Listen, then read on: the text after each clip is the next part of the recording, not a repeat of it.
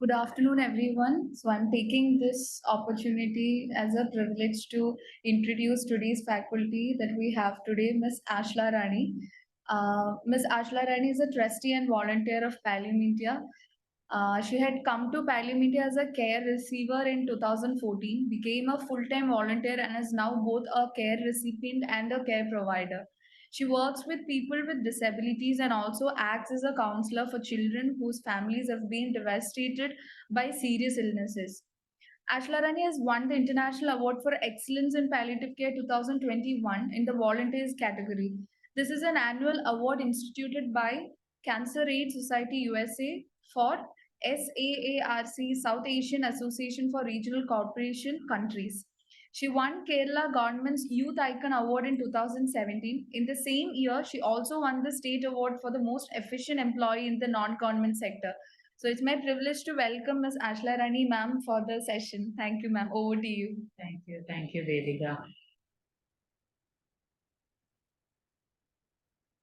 You'll share the people.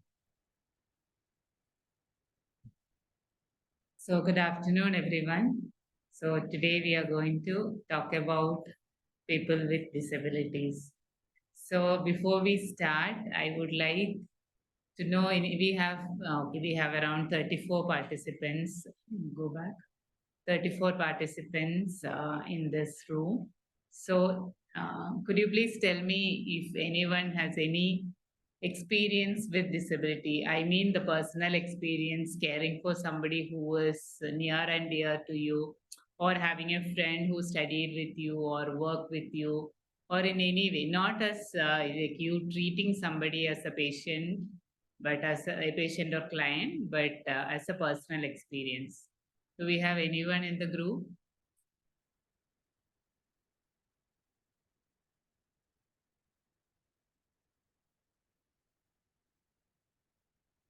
If you can raise your hands, if you can unmute and say, I'm not asking you to share your stories, but at least I wanted to get a feel of how many of you have any personal experience with disability.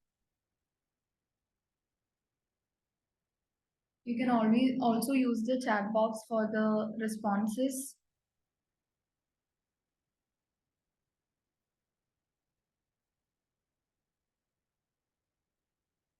Okay, Prince Thomas says no.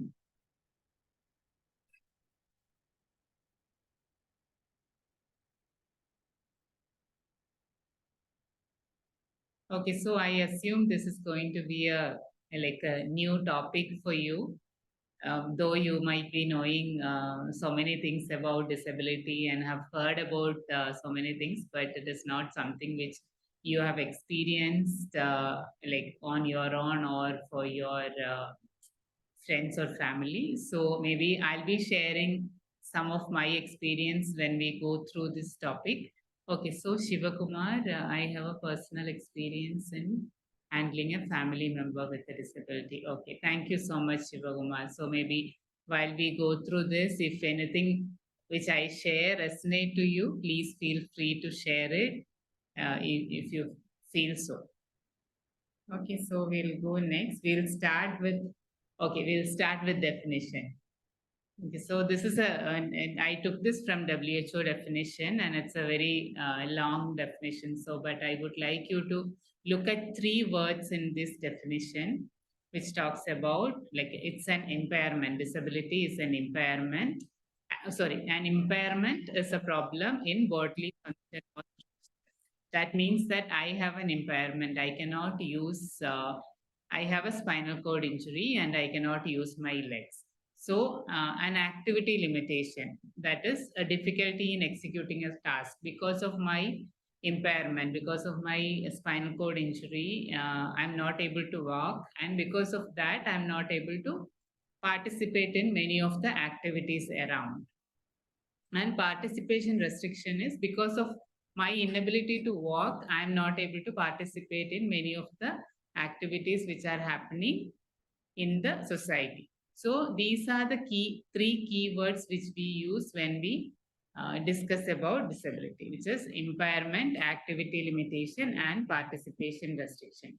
When we go to the next screen, so So these are the components of a disability. So what I'm coming to say here is I have an impairment, and what makes me disabled because of my impairment is that I have an environment which is adding to it, wherein I'm not able to participate in any of the activities in the society.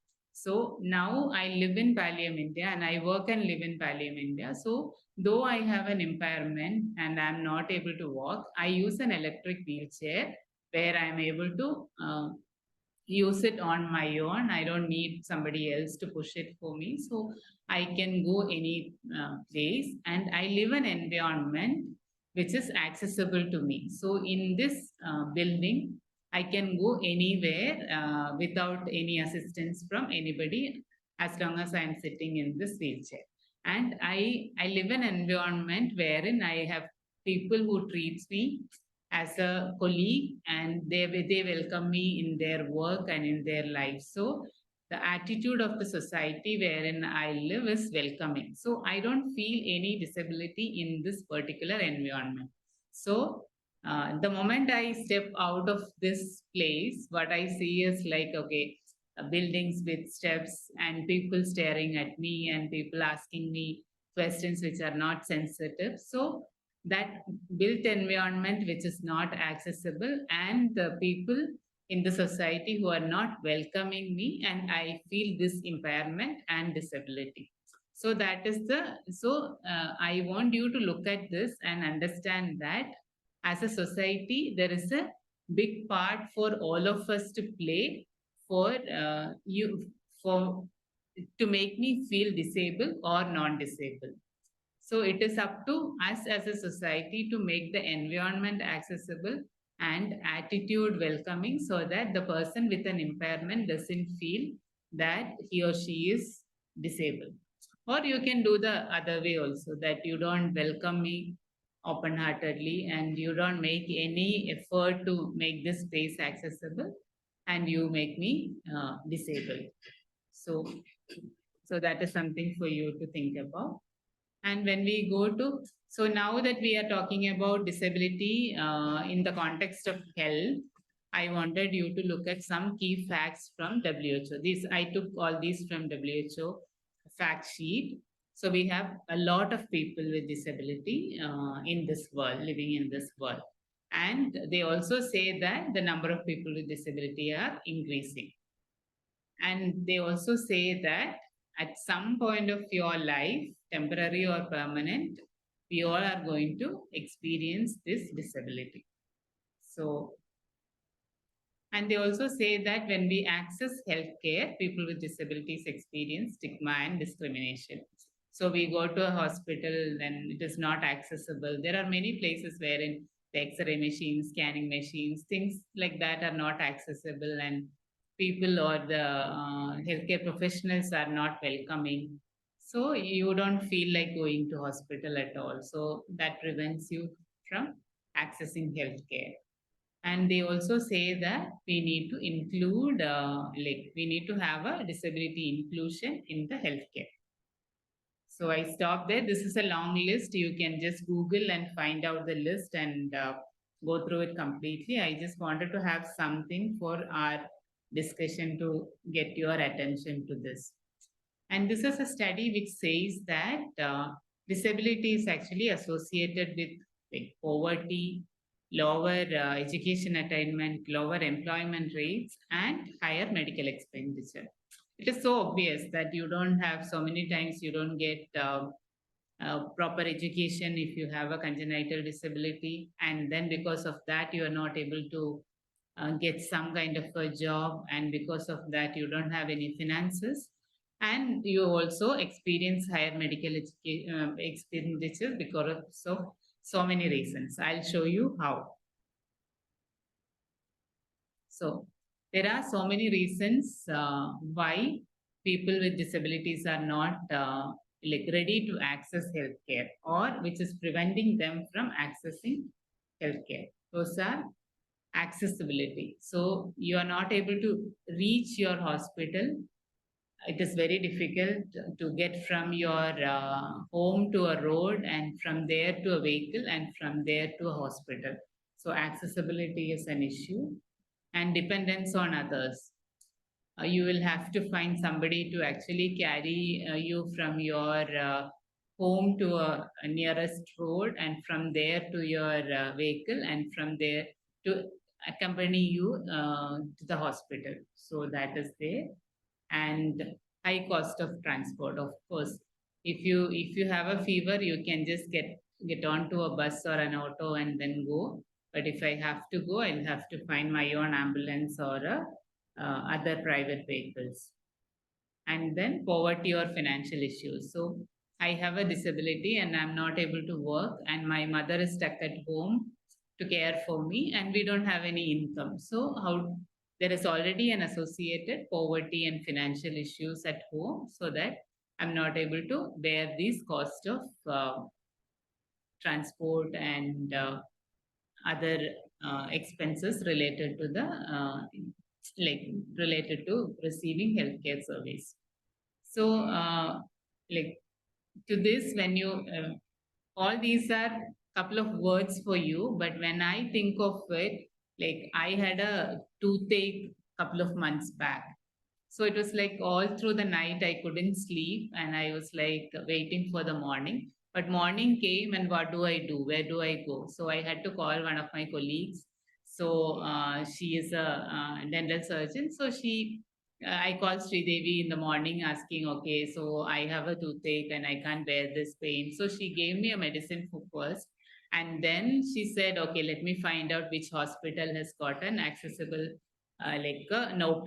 Because many times you see that all these dental clinics are on the first floor or second floor, and there are steep like steps, and you go through all those ways, because like people don't think about, okay, so somebody on the wheelchair coming into their clinic, it doesn't come to their mind first of all.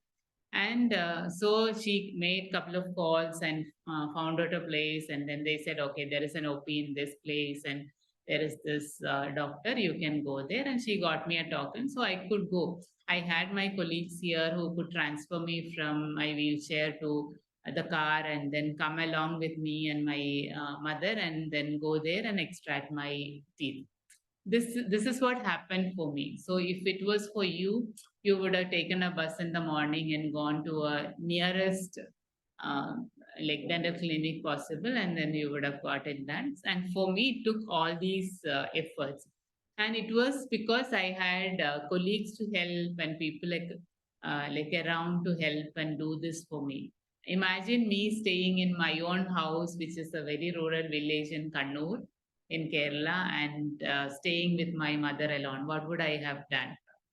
Like, whom will I get? Whom will I call for help? And it is a 200-meter like road, wherein there is no, like, it's a pathway where there is no access to the road.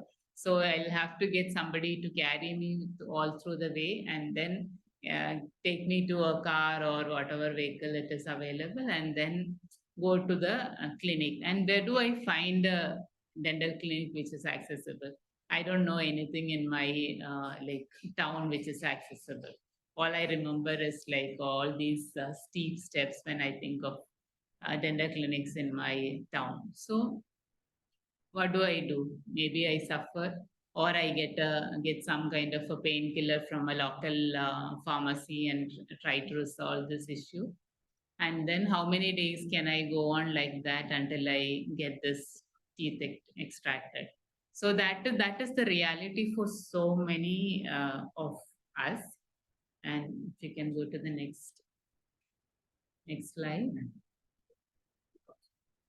Okay, sorry. So this is a everyday reality for so many people. Not the toothache, but any other thing, maybe a skin issue, or a urinary tract infection, or a fever.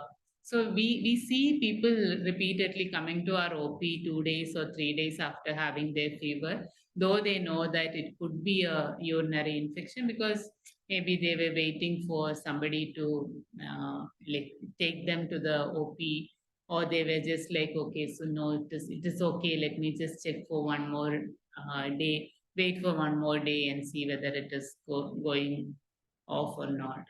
So, like you've been hearing about palliative care for so many like sessions now on different topics. So you know that okay, Pallium India does home visits. So I just wanted you to see this terrain. These are the kind of terrain I can very much like see myself being in that house, because I come from such a place, very rural place wherein there is no direct road access to the house.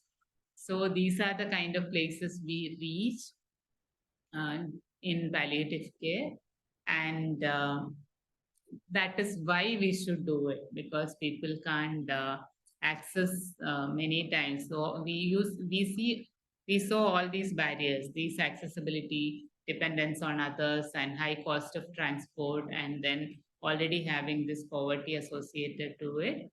So because of all these reasons, we will have to reach them where they are so that they get the help which they need. Will you be able to share the next?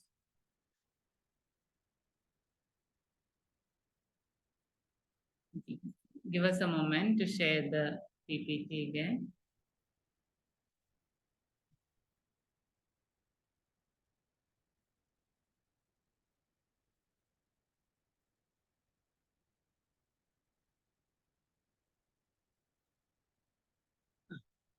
So that is why we are discussing what palliative care can do for uh, for people with disabilities.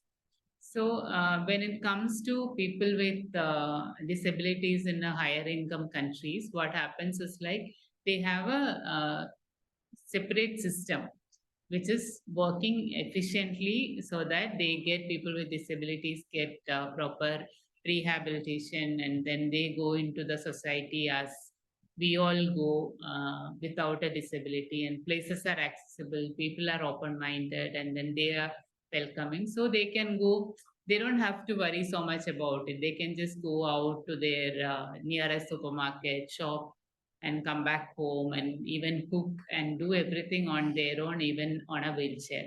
So those kind of facilities are not available in like there are available services, but it is not very common in India, and it is not, many times it is not affordable to people, and people, they don't know where to go and access these facilities even when they know that there is something which is existing like this.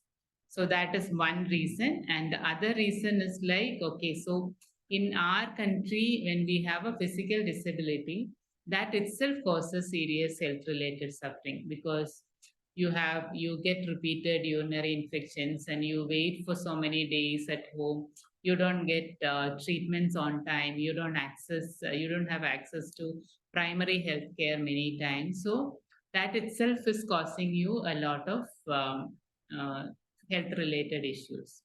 You don't know how to do a skin care, and then after 2 weeks of hospitalization, by the time you get discharged from your hospital after you acquire a disability, then you have a pressure sore and you don't know how to manage it, or you get repeated infections on that pressure sore, and that itself causes a serious health related issues.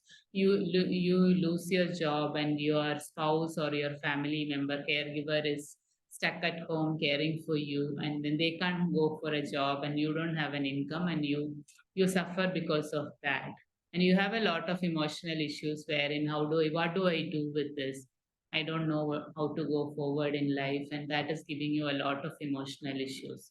So all these causes serious health related suffering, and because of that reason also we should be including people with disabilities into the care spectrum.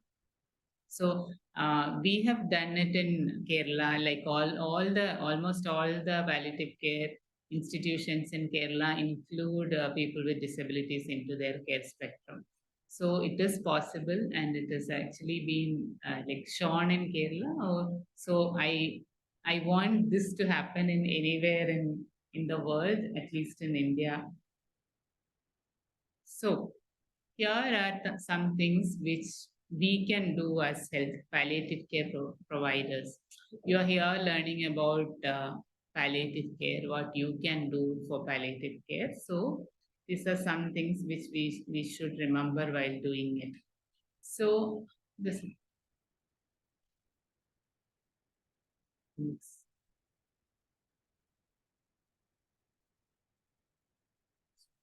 Oh, next slide. Can you next slide, please? Ashla ma'am? Okay, oh, Sri Priya is sharing.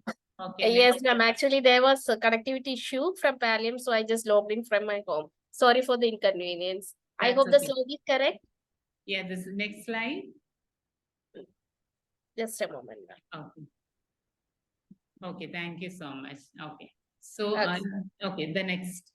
And okay, so I believe in this. Like, we are all living in a society. So my health is also a part of this society's health. As a total health of all if the health of a society is everybody's health together, so my health is also important. So it is part of that that total health in the society. If you can go to the next in the. So what we can do is, like, you can sensitize yourself on specific issues and challenges which people go through because of only because I have a disability. There are some specific issues I go through, and there will be some specific experiences I might have gone through because of that. So if you can learn and understand what it could be and how you can do to help in those situations, it is going to help people with disabilities. And the next. So, okay, yeah, this is something very important. Just because I have a disability, that doesn't mean that I cannot do any decision making or I don't have my own likes or dislikes. So, and many times it is also possible that I'm not able to decide on myself for many things, many health related issues. I might need help to understand what is it. I might need help to come to a decision. Like, I have an indwelling catheter, so I was actually like advised by a urologist to have an intermittent catheter. So I was like, I said that will make me more dependent because I can't do it on my own. So I would like to have my indwelling catheter. So he took some time to help me understand that, okay, there is a risk of having this indwelling catheter for so long that you can get repeated urinary infections, and that infection can go to your kidney, and then it might be fatal at some point of time. So, but then I decided that, okay, it's okay. I understand that, but I would prefer 2 years of freedom than 4 years of having depending on somebody else for a on a daily basis, 3 to 4 times.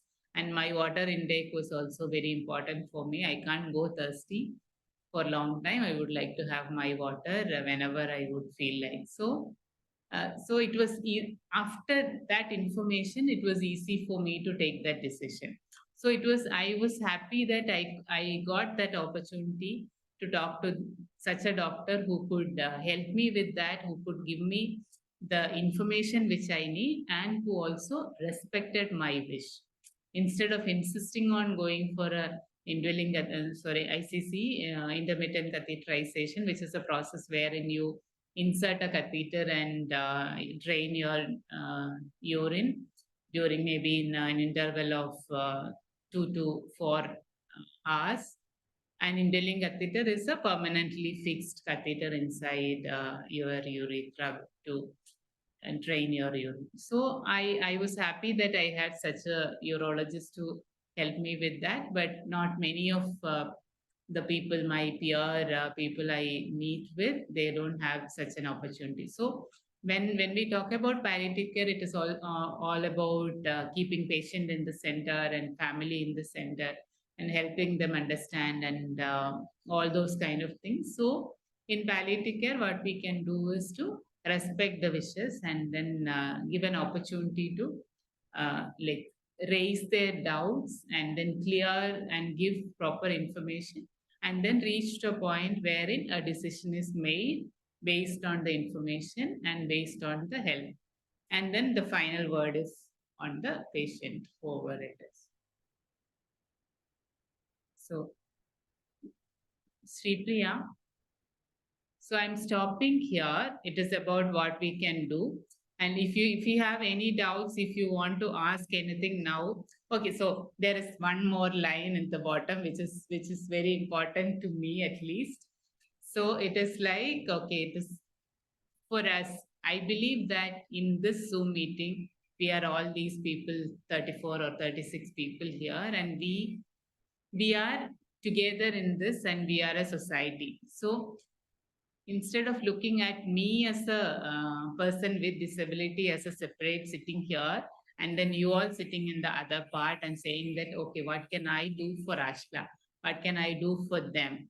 Instead, it is all of us together in this society, and we live in this society. So I think we should look at it as us, we all together, and what we can do to support each other and live better in this society, instead of separating people as them and you, or them and like us separately, who are able-bodied, and then disability is a different sector. So we'll stop here about what we can do. So if you have any doubts, we can ask now. If not, maybe we will go for other I have a video to show you, which will take around 3 minutes, and then we will have more discussion on that.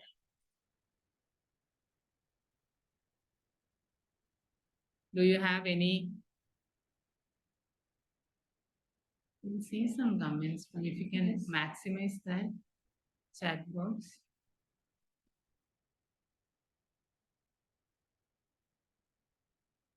Okay, I'm interested in setting up one such center in Karnataka. Okay, maybe Shivakumar, we can discuss about it offline, and maybe we can understand more about your interest and how we can facilitate that and do it. So that is for more discussions later.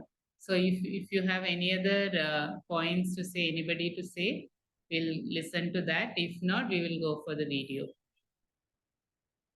Okay. Thank you.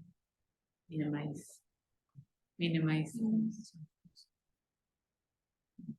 So, Sripriya, I think you can, yeah, display that. Sangeet, would you like to stop the recording till the time we are playing the video? Just. Okay.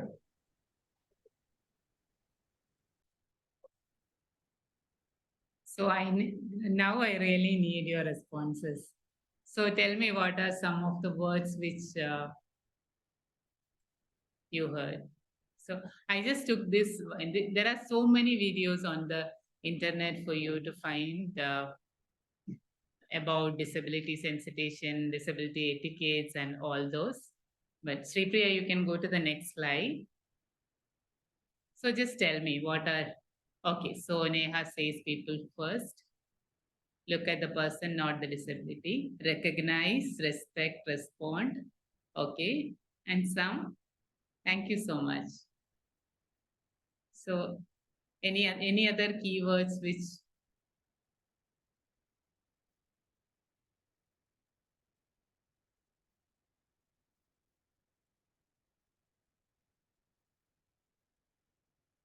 so okay, so we heard permission also.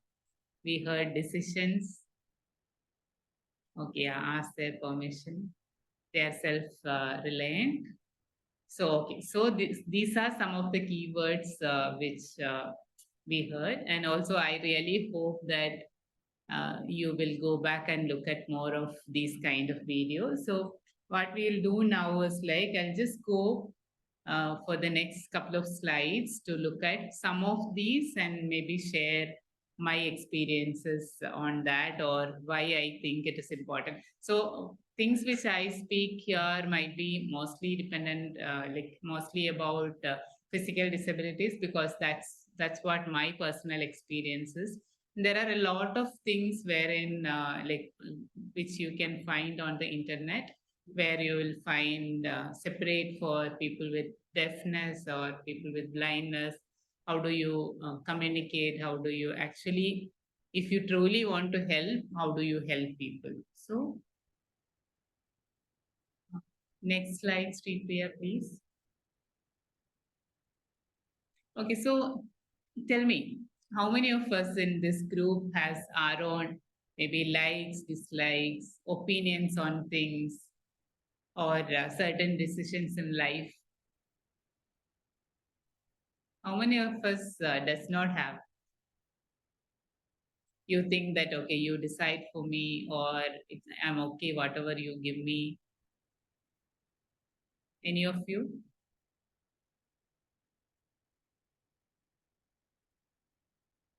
I don't think so. So, Sripriya, next.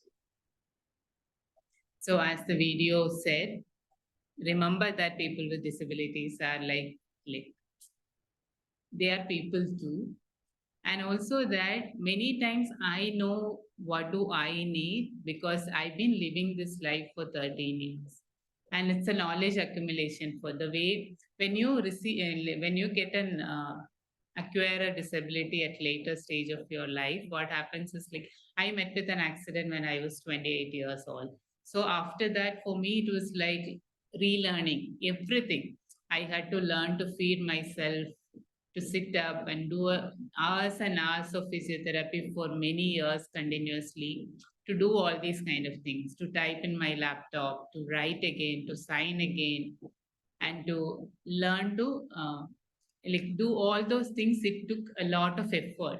So I know what I can do at this point of time and what I can't do. So there are certain things which I for which I need help, but there are certain things where I'm independent on my own. So I'm not saying that people with you don't go and help people with disabilities. But what I'm saying is like please don't assume everyone needs assistance.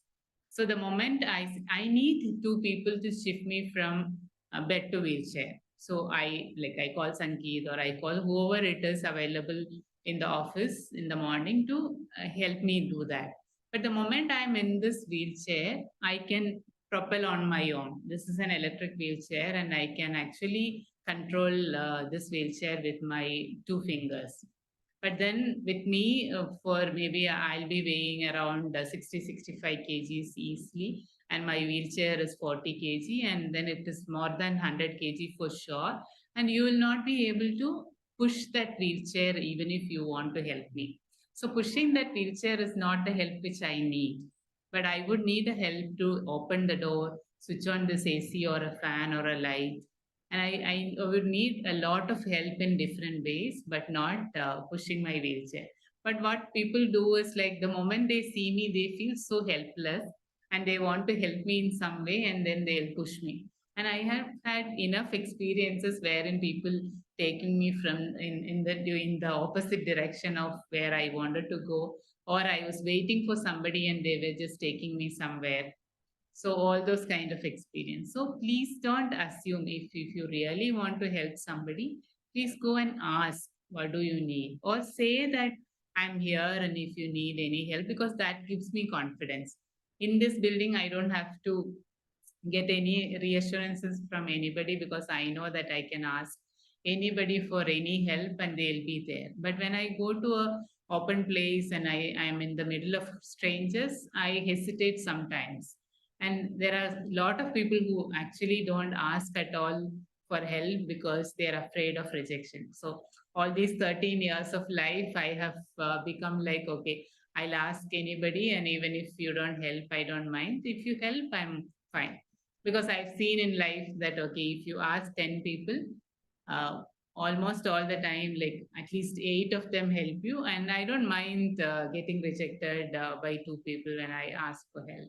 So I do that, but there are a lot of people who hesitate to ask. So if you can simply offer that, I see that you may need some help. So if you need anything, please help me and please tell me I'm here. That word itself gives you confidence that, okay, I can go and ask this person, and then I'll be feeling free that, okay, maybe if when I need help, I have somebody. So I need a lot of help from you, but it may not be the things which you think I need, but these are the things which I really need. So what I'm asking you here is like take some time to think of that, and also in your coming experiences in your future, when you see somebody, please offer your help, but please don't make assumptions and go and do things the way you want to do it. So that is one point. And Sri Priya, the next. Okay, so I just put all these together because from that video, I somehow felt that I wanted to talk about these.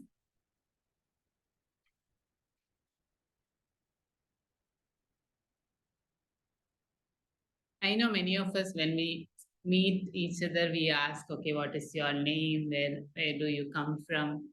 What do you do, etc. But any of you have any ideas about what people ask me when they meet me for the first time? Any guesses in the chat box?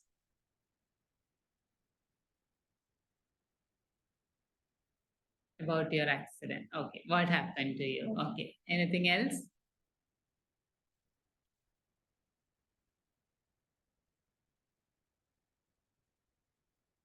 Yeah. Since when? How do you feel, Shivakumar? You understand the situation so much so that you feel so compassionate and ask this question. But people don't ask that for the first time. Okay. So what happened to you when you can't walk at all? So did you try this doctor? I heard that there is an Ayurvedic doctor who like cures these kind of incidents. Did you try this? And also, these are the kind of questions people usually ask me, and I even like, and sometimes you don't even understand how people can ask these kind of insensitive questions. You can't do anything on your own. You need help with your like bathing and dressing. So, is this a question which you ask when you meet somebody as like a stranger? It's not a friend. It's not somebody whom you meet for the second time, or it's not somebody who's your client or who's your patient, so that you will have to ask these kind of questions for helping them or for serving them. Not as a mere stranger, you meet somebody for the first time, you ask these kind of questions because people are so vulgarly curious that they want to know everything about you because you have a disability. And this is very common. So yeah, they bring in false sympathy, making the person miserable. Oh, yeah, all those. And the next, knowingly or unknowingly, we do that so many times.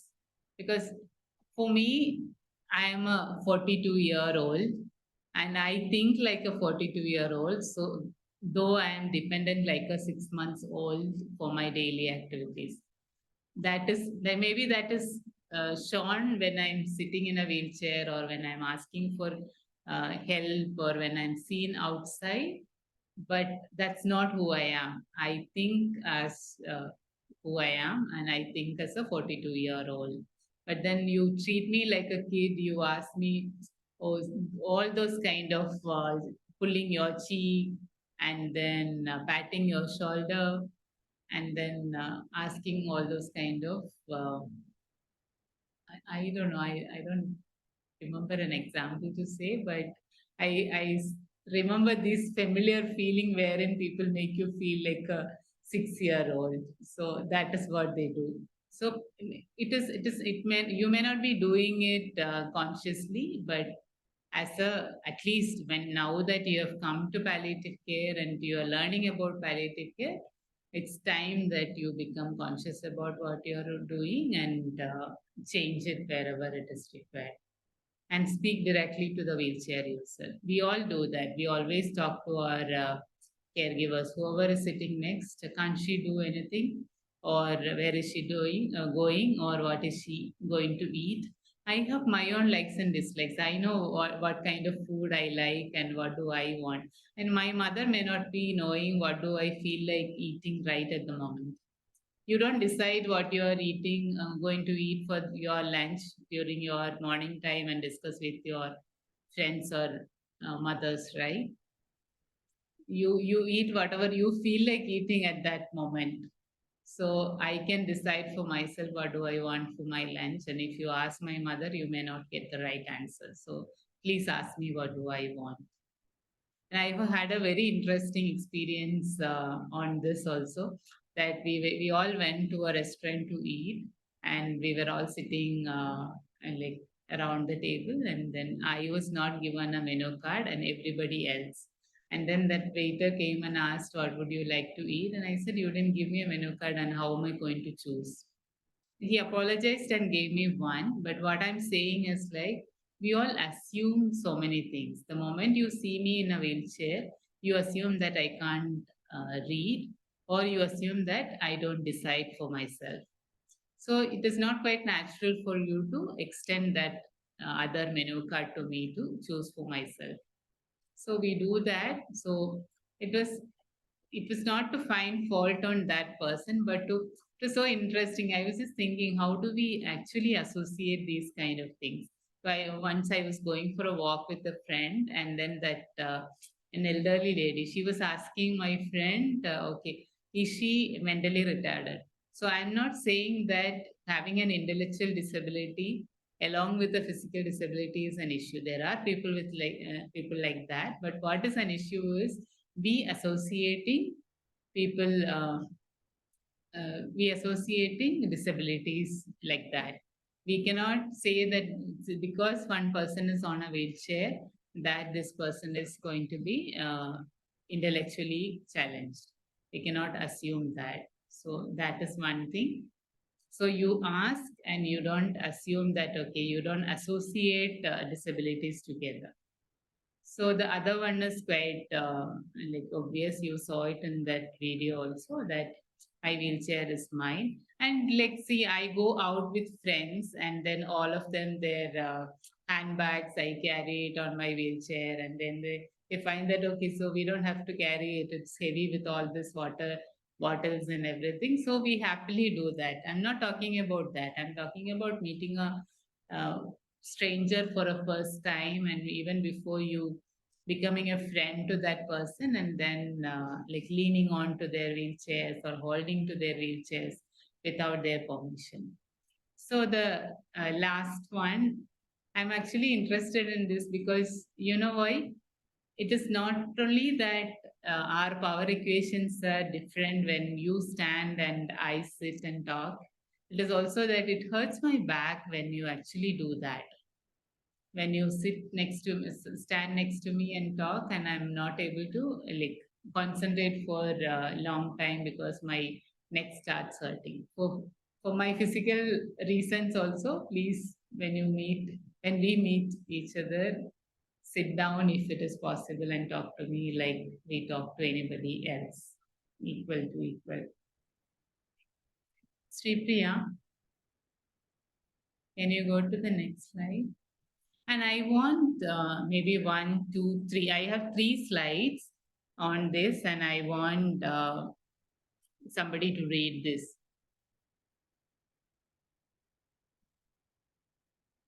Can I have somebody to unmute yourself and read?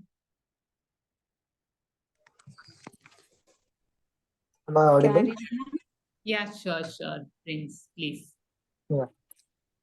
I sit when I shower. I sit when I work. I sit when I argue. I sit when I cry. I sit when I'm angry. I sit If you when can I go dance. like from left to right, I'm sorry, Prince. Okay, no, totally fine. So sorry. I sit when I shower. I sit when I eat. I sit when I work. I sit when I speak. I sit when I argue. I sit when I laugh. I sit when I cry. I sit when I sing. I sit when I'm angry. I sit when I'm joyful. I sit when I dance. I sit when I work out. I sit when I'm sick. I sit when I'm healthy. I sit a lot. Sri Priya, next slide. Can I have someone else to read this slide? At least we will ensure that we are not sleeping. It's 4 o'clock and I have been talking for so long. I'll do it. This is Okay, thank you. Narayana. Yeah. Sitting doesn't make my life at all different from the lives of non-disabled people. I'm the same human being as when I stood. What's different is how I'm perceived as a disabled person and wheelchair user. What's different is how I'm excluded and denied access despite existing civil rights laws that is supposed to protect my inclusion. What's different is the ableism I experience. And all of that with a system and structure that value and invest in disabled people could be resolved.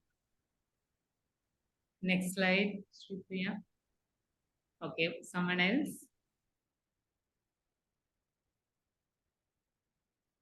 One more person.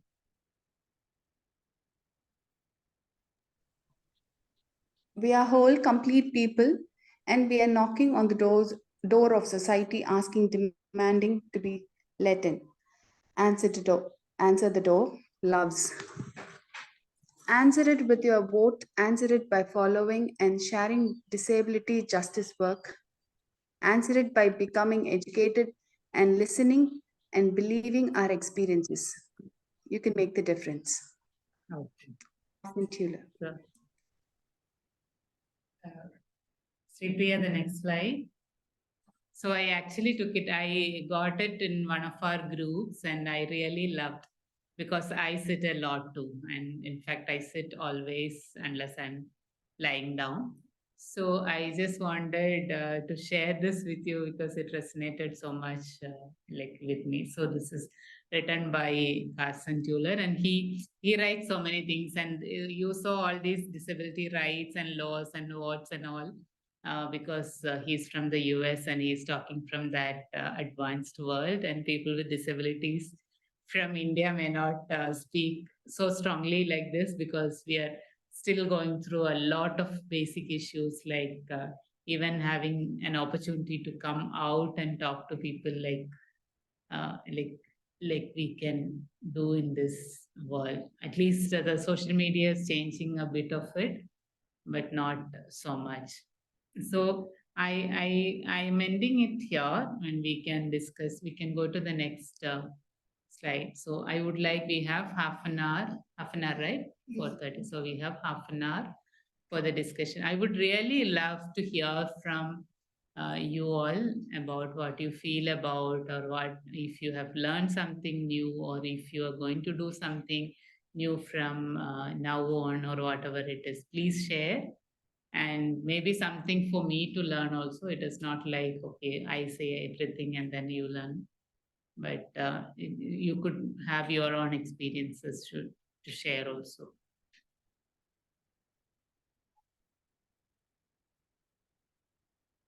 So thank you, Shivagumar, for sharing about your father. Ashla ma'am, would you like to have the screen like this or would you like to stop the Yeah. share? No, you can leave it like that there. I don't have any more slides. Or if you want to stop share so that people can come on the screen and they can see each other, that would also. Okay, 1 second, there is another question. We cannot hold the hands of another. On the other hand, they for the helper's hand. Okay, fine. Thank you for saying that. Yeah, there are so many things and each disability is different. I have no experience to share or talk about any other disability than whatever I'm going through right now. And so people are so different and all you can do is like, as I said, ask. And then when people ask, it is so, genuinely ask when you want to help, I can feel it. And you can't make any mistakes if you are genuinely want to, if you genuinely want to help me and you are asking from your heart. And even if you make some mistakes, I'll feel free to tell you that. So I don't want it this way, I want it the other way. So don't worry about that when you do it. So anything else?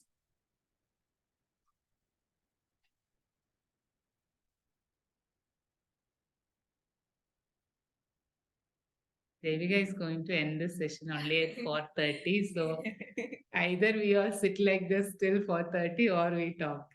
That is. Yes, I think we can utilize this, half an hour to have a fruitful discussion. If you all can come up with your points, your views. There is a total reform brought in by the government with regards to the people with disabilities, Shivakumar sir. Yeah, Shivakumar, actually, I know that, and then you also, you must be knowing it, and you must be knowing the struggles of implementing that. And even when we try to implement, what are the issues we are facing? We make ramps because ramps are like mandatory for the building, and then we make it the way we want and not how the wheelchairs can go. Yeah, there are a lot of Sri Priya, your hand is up. Yes, ma'am. After this, actually, I have been longing to ask you this. I'm not sure whether this is the right platform, but yes. After you complete your talking. No, I was just saying that, okay, no, so there is a beautiful law coming, like came in 2016. And if we implement it in its spirit, it is going to change the life of people with disabilities in India for sure. But we are still struggling with implementation part of it. And like now that you're going to be in the end of palliative care training course, you might also be knowing that we also have different policies for palliative care, which are like which we are struggling to implement in different places too. So it is all reality of our country, and we will have to work so hard to do it. So everyone work towards it, and at one point, I think we will reach there. Sri Priya. Pardon me if I am asking the silliest question you might have heard till now. Like, you have been standing a lot before 13 years, and from 13 years, you have been sitting a lot. I'm just taking the words from 28. this words. Sorry, 28. Yeah. 20. So, what would be that one thing, if you were allowed, which would you would take from those 28 years to this period, and one thing which you would take from here to that period, and why? One thing is like walking again. If I can do that, I've always said, if I can go back and walk again, I would do that. I'll never doubt for a moment that what do I want now? I want to get up and walk. And what I want to take back to that 28-year-old is like, you know what, I was working as a software professional, and then for 4 years, like weekends were all beaches and outings, and then one activity for our corporate social responsibilities wherein you go paint the nearest school's walls, or then do some computer training to those those students, and then teach them some English words. It feel like over the top that, okay, so I'm doing so much in this life. So I've been feeling that for those 4 years that I've done my responsibility, and I'm enjoying life. And I never knew that whatever I was doing was so insignificant until I came here. So I do a lot of meaningful things right now. So if I can go back, I'll take that along with me, so that I'm better. Even all these things which I talk about disabilities, I did not know at that time, and I might have also like behaved so insensitively to people. And that's why I say that, that's why I take this opportunity to tell you all about this, because I we don't get an opportunity to learn in our schools. So at some point of time, we'll have to learn. So this is an opportunity. And because I've gone through it, I'm in a better position to say that to you all. So I use that opportunity. So I think we have a message from Shivakumar sir saying making available how cost, mobility and hearing aids. Okay, sir is requesting that he will be glad to receive responses and support from the 40 odd participants here.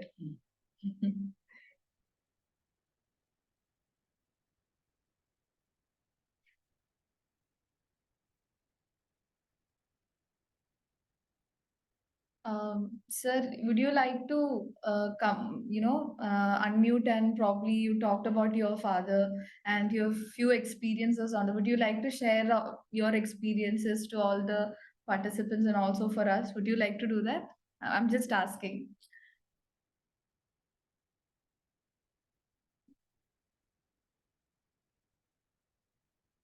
Okay, in memory of my father, so has set up a small trust wherein he has distributed few wheelchairs. Okay, that's Oh, amazing. in the ICU. Oh, Okay. okay, he is in the ICU now. Okay, joining from wherever you are. Thank you so much. So, That matters a lot. So true. And I believe that that is what Ashla, I'm sorry if I am like crossing my limits, but that is what we also thrive for, right? Instead of waiting for someone's memories to keep working like this, we want to, educate people, make them realize that all these matters.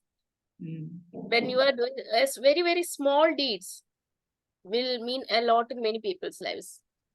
Yeah, like we can teach ourselves, like that's why I'm encouraging all of you to go to internet and find about these kind of, there are a lot of things which we don't know, but there are some things as a responsible people of the society that we have to learn. It is about helping each other, it is about being compassionate to each other, and then how do we do it mindfully and meaningfully. So we need, like, see, we go to different places, like different worlds also, like we migrate from one place to another, and then we learn all about their culture, their language, and we be part of that world, right? Because we need it, because we feel so. So this is also like that. There are a lot of people who actually do not come to our own world, do not feel like part of our own world. But if you take that effort and then spend some time, and then be mindful about learning these, like how you can do it meaningfully, then there is another world there, wherein a lot of people, you meet people, and we are also like people like you all. It's not so different if you find that time to get to know. I also have a name, and I also have some kind of a job to do, and I have my own aspirations and my own dreams and my own thoughts, which could be like similar to yours also. Just because the vehicle for commute for myself is a wheelchair and not my own legs, it doesn't change so much. It doesn't, only that you don't know because you feel that we are in a different worlds.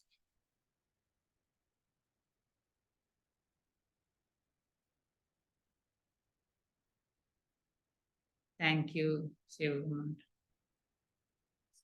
So anybody else who would like to? Shivama sir has mentioned that, Dr. Rashubal sir is a source of inspiration in whatever I am doing, whatever he is doing. So happy to hear that from sir. I think we all have that strong inspiration of, from Dr. Rashubal sir, definitely. Anyone else would like to?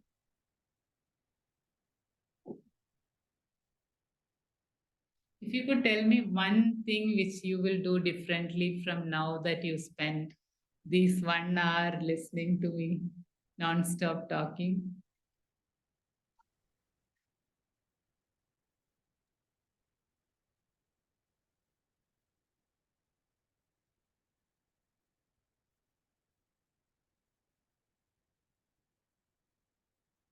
No one?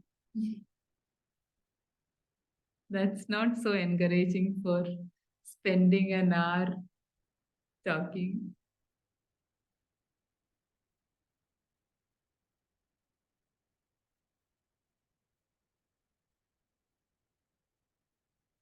How many people are there in the? I think around 40, right? We are 46, not even 40. 46 we are. Okay, so Shivama says respect and treat people with disabilities as equal. Okay, thank you, Shivama.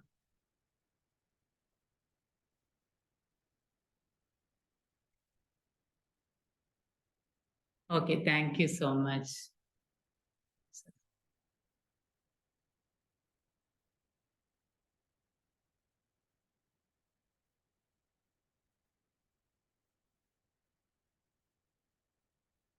We got another from Prince Thomas. Thank you for this great session, ma'am. I've had an opportunity to intern with different organizations working for people with special needs, a major takeaway for me would be how to approach them. I will definitely keep that in mind. Okay. Thank you, Prince. And our needs are not actually special. I'm not picking it on this at this forum, but I just wanted us to actually be mindful about the words which we use. These are actually genuine needs, not very special, but like crucial, I would say. Thank you.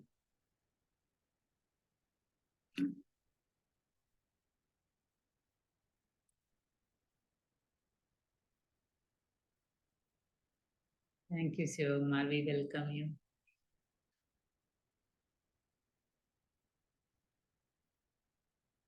I think Shivakumar sir is asking what's the way forward. We'll be surely contacting you regarding, how you can volunteer at TIPS, sir, definitely. Ramps should be made mandate in all restaurants. Yes, sir. Any public place. That's what this law which Shivakumar was mentioning says. Any public place should have ramps.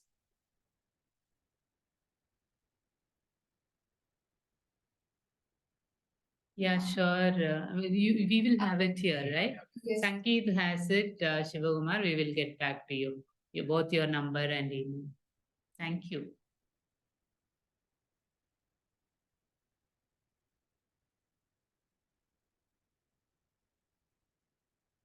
Anyone else who did not talk till now? I guess it's probably because of having lunch and then, Yeah. everyone are so sleepy.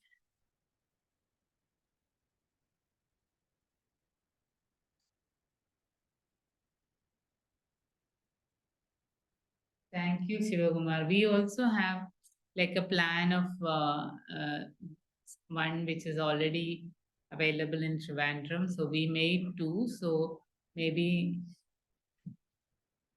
we can discuss that and we can share the plan which we made also for that toilet, which is disabled friendly.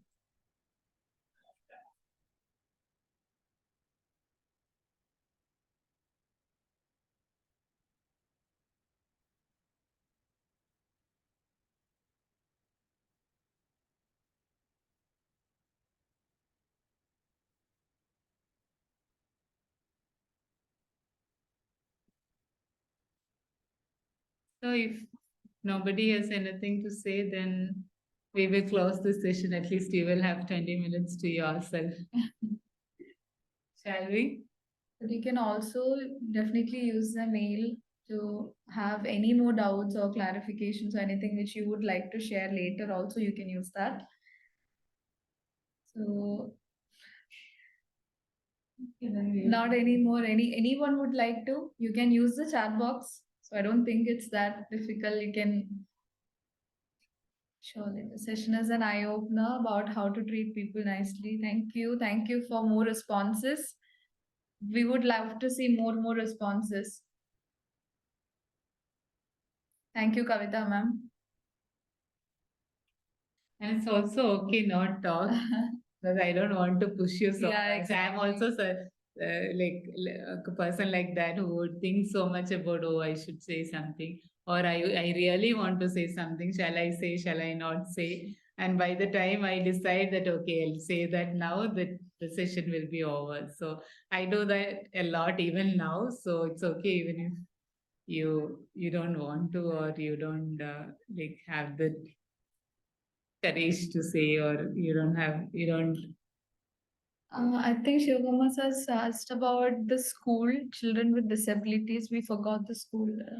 Shivakumar, actually, my idea of talking about this session was to just to sensitize people on, okay, so there is a section of people with disabilities, and that, okay, there are things which we need to be mindful about or which we need to learn when we treat for, and also from the healthcare point of view, why we need to include those people into the spectrum of palliative care so that we include them in all our activities and care thing. So that was the only idea. It is no way anywhere a complete talk on disabilities or anything at all. It is just a sensitization wherein to get you all interested into this topic, and then maybe encourage you to Google more or learn more on what you can do or what you can change from whatever you were doing till now,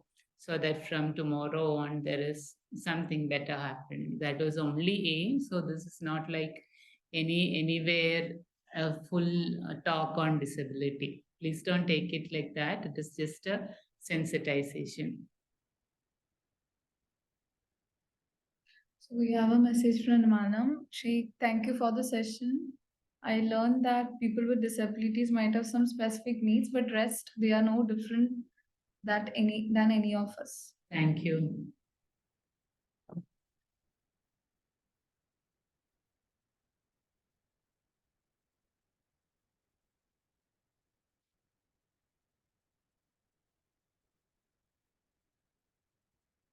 So I think maybe we can wind up the session. So thank you so much, everyone. So thank you so much for attending the session, and thank you so much, Ashla ma'am. It was a really fruitful session. Even get to know more about the what you're facing and all those things. Over to Sangeet. Okay, thank you, Ashla ma'am, for the wonderful informative session. Thank you, Divya, for the facilitation. Thank Thank you. you all for participating. Let's see you in the next class. Thank you.